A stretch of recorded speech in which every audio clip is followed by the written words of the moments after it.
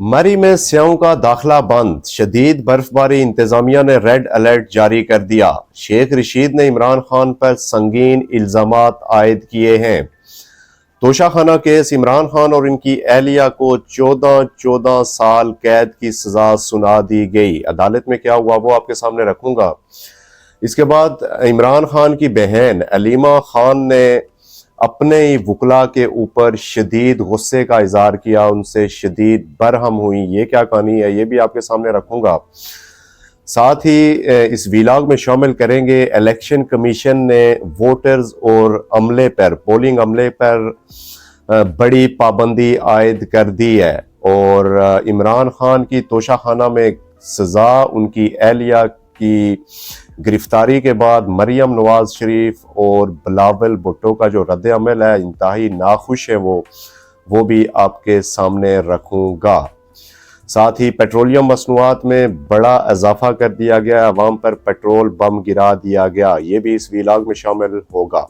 बिस्मिल्लाहिर्रहमानिर्रहीम, अस्सलाम वालेकुम। आप देख रहे हैं digital channel white and green Pakistan में हूं सिजाद सियाब। चैनल जिसने सब्सक्राइब नहीं किया वो आपसे गुजारिश है कि चैनल को सब्सक्राइब कर दें और बेल आइकन को लाजमी दबाइएगा ताकि आने वाली नई वीडियोस बआसानी आप तक पहुंच सकें। नाजरीन, चलते हैं वीलॉग की तफसील की जानब। सबसे पहले मलका कोसार मरी की सूरत हाल आपके सामने रखता हूँ। मरी में स्याओं का दाखिला बंद, इंतजामिया अलर्ट। मलका कोसार मरी में शदीद बर्फबारी के दौरान स्याओं से मुकम्मल तौर पर भर गया।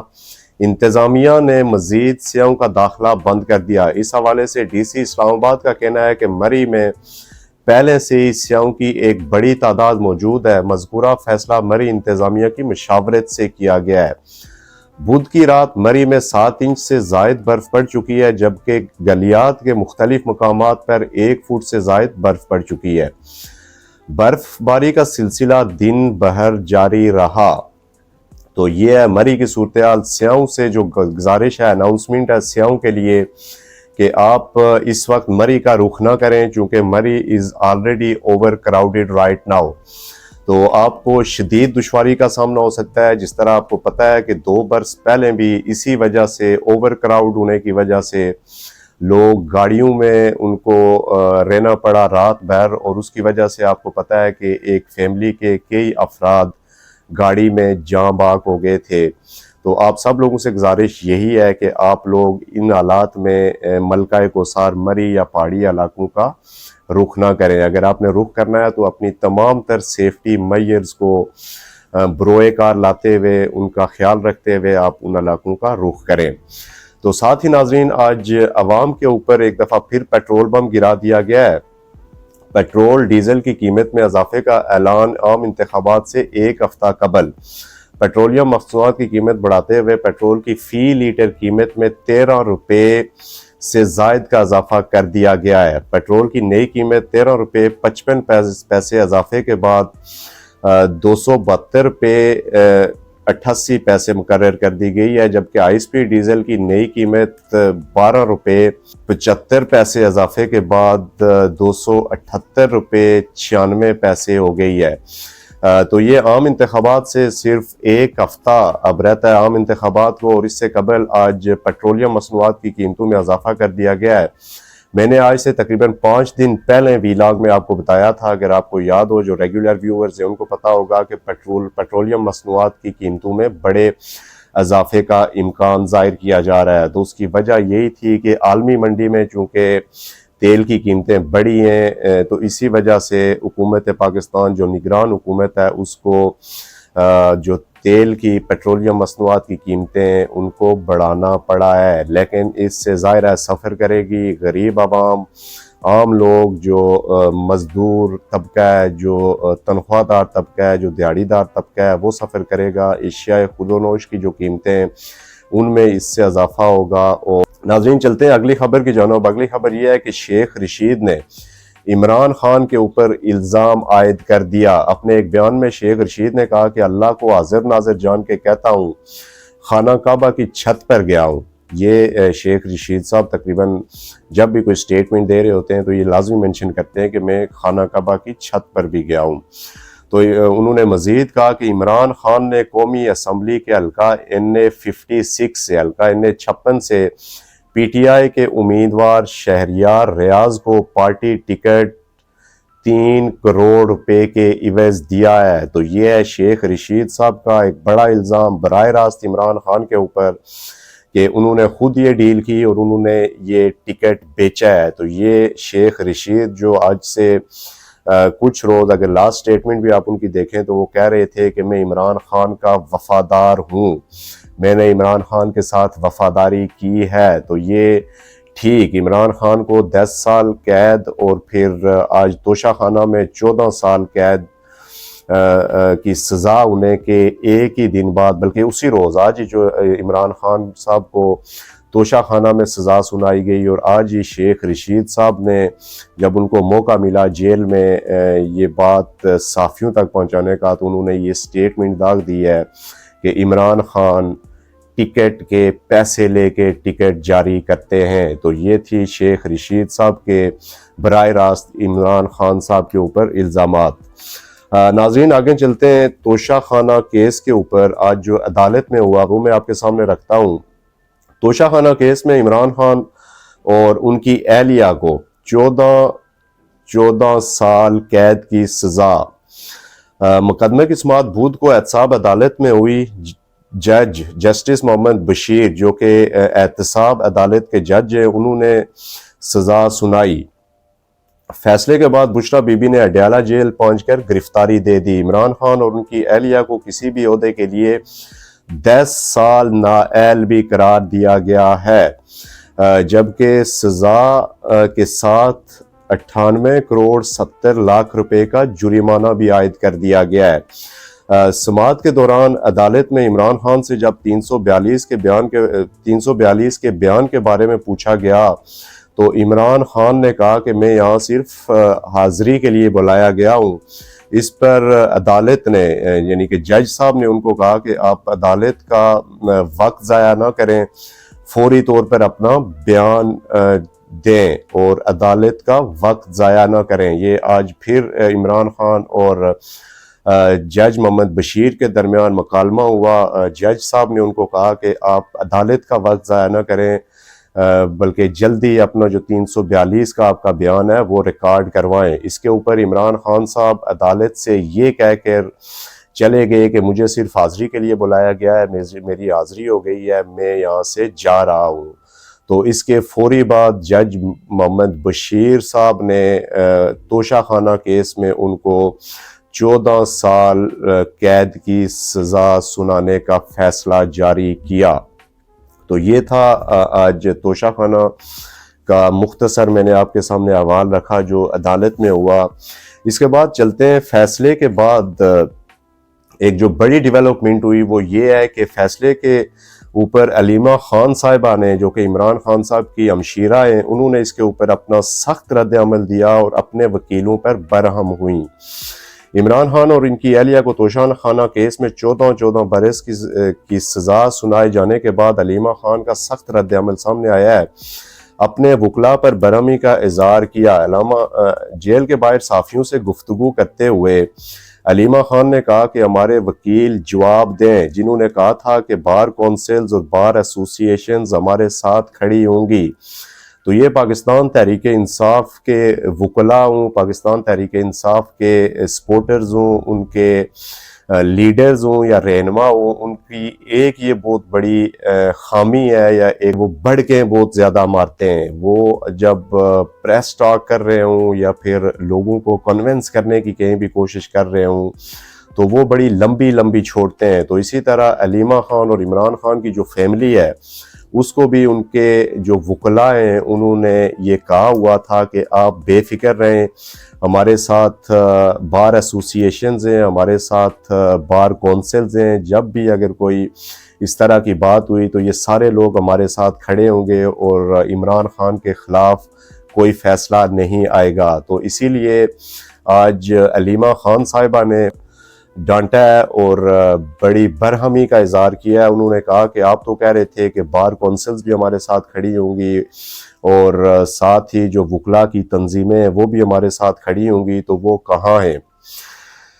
اس کے بعد انہوں نے مزید اپنے وکلاء کو مخاطب کرتے ہوئے کہا کہ وکیل یہ بتائیں کہ ججز تو انہی میں سے بنائے جاتے ہیں، انہوں نے یہ بات کیوں نہیں دیکھی کہ ہمیں انصاف دلا سکتے ہیں کہ نہیں۔ تو ظاہر ہے اب میرے خیال میں چونکہ پاکستان تحریک انصاف بھی اور عمران خان صاحب بھی اس بات کے عادی ہیں کہ ان کو عدالتوں میں گڈ ٹو سی یو کہنے والا کوئی ہو، ان کی عدالتوں میں سرٹیفکیٹ جاری کرنے والا کوئی ہو، صادق اور امین کے سرٹیفکیٹ، تو پھر ان ججز کی بلے بلے ہوتی ہے۔